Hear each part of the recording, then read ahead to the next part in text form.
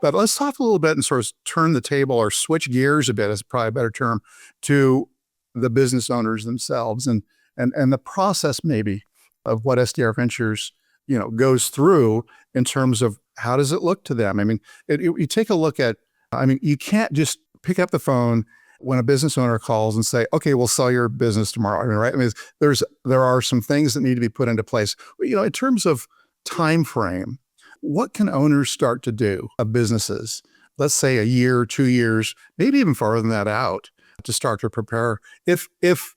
Well, for example, if you take a look, if SDR takes a look and says, oh, there's some things that need to be done, or even just on their own, if they think, I got to get my shop in order, what are tell me what those things are. What can they start to take a look at to prepare? Yeah, thanks, Mark. Those are great questions. And I think it's going to surprise business owners when they hear what goes into both exit planning, the sale of a business, and then thriving after the sale of the business as your life changes. And so when we think about what business owners can do 1 to 2 years prior to selling their business, let me start by laying out the actual timeline.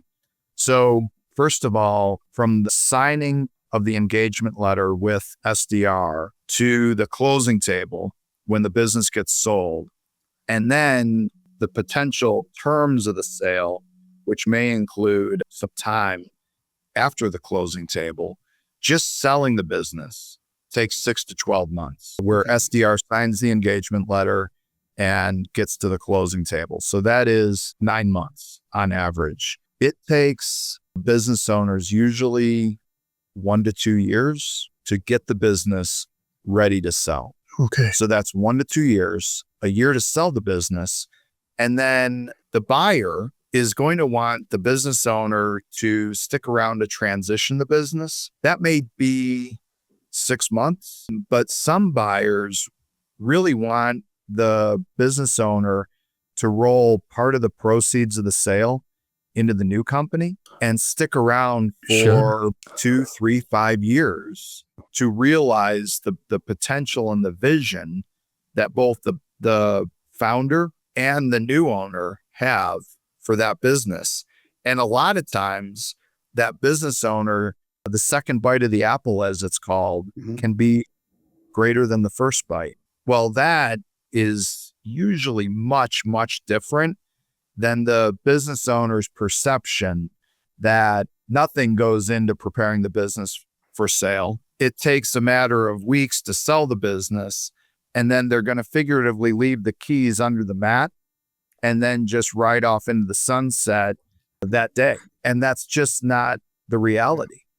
And so to your question, what goes into preparing that company 1 to 2 years prior? Well, first of all, start with the financials. Oftentimes, a small business owner, business owners in general, may not use or may not have been using GAAP accounting.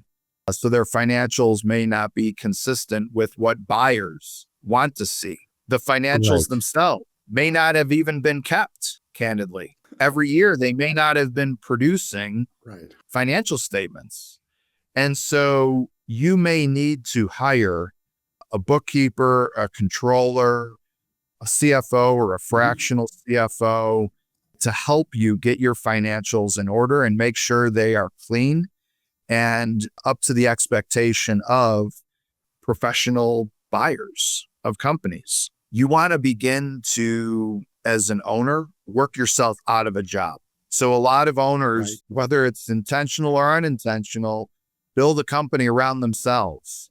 Some of them are surprised to find out that those that acquire companies do not want a company that revolves around the founder. The third thing, and this is going to be a common refrain, is look at your customer concentration. It starts out as a real badge of courage. Oh, I've got this great customer. They've been with me for years. They're huge. And then we ask them, well, what % of your revenue comes from that single customer? And they're like, oh, it's 50%. Isn't that great? No, it's not great if you're someone that buys companies. That's a huge risk from their perception. The other thing that you want to do is make sure that your revenue has been growing over the past few years. And then the final thing is make sure that your profitability or your profit margins over the past 3 years are above industry norms. Jeff, when you take a look at these businesses, recurring revenue, customer relationships, and maybe even proprietary processes can make a big difference in valuation, is what I'm guessing. Yes. Yeah. The things that I laid out make for a sellable business, an attractive business to buyers, and also a business that is going to trade for a premium relative to other companies.